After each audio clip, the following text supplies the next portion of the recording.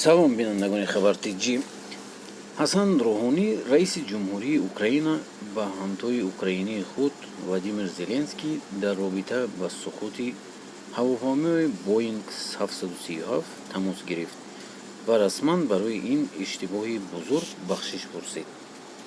раиси ҷумҳури Эрон дар тамоси телефонӣ бо Владимир Зеленский президенти Украина расман аз мардуми ин кишвар барои сукути ҳавопаймои Боинг 737 бахшиш пурсида ва ба наздикони қурбониёни ин ҳодисаи даҳшатбор изҳори ҳамдардӣ кардааст, хабар медиҳад китоби раиси ҷумҳурии Украина. Рӯҳонӣ пас аз он ки Эрон расман даст доштани худро дар сукути ҳавопаймо тасдиқ кард, ба раиси ҷумҳурии Украина суҳбати телефонӣ анҷом дод.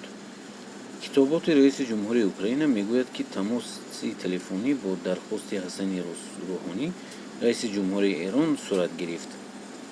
кишвардории Эрон тасдиқ намудааст, ки ҳавопайморо иштибоҳан низомиён кишвараш ҳадафи ҳамла қарор омадааст. дар хабари китобии раиси ҷумҳур зимнан Ҳасани Рӯҳонӣ зимни суҳбат ба Владимир Зеленский ваъда додааст, ки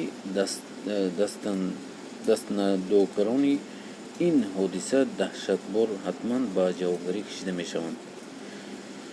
гузашта аз ин Рӯҳонӣ қавл додааст, ки барои таҳқиқ муносифани ин ҳаводис ба Украина ҳамаҷониба кӯмак хоҳад кард.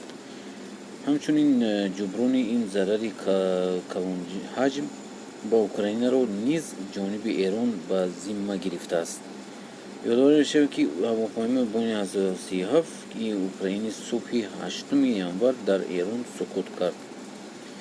ҳавопаймо аз фурудгоҳи байнулмилалии Теҳрон ва ҳаво бархост, вале бо гузашти ҳамагӣ 4 дақиқа аз радар нопадид ва суқут кард, ки дар натиҷа дасти кам 176 нафар ва 168 сарнишин ва 9 халабони ҳавопайморо ба ҳалокат расиданд.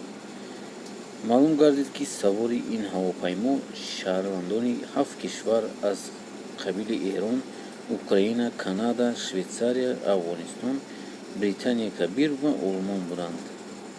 дӯстони азиз, ин буд видеои имрӯзаи мо. шумо чӣ фикр доред дар бораи ин?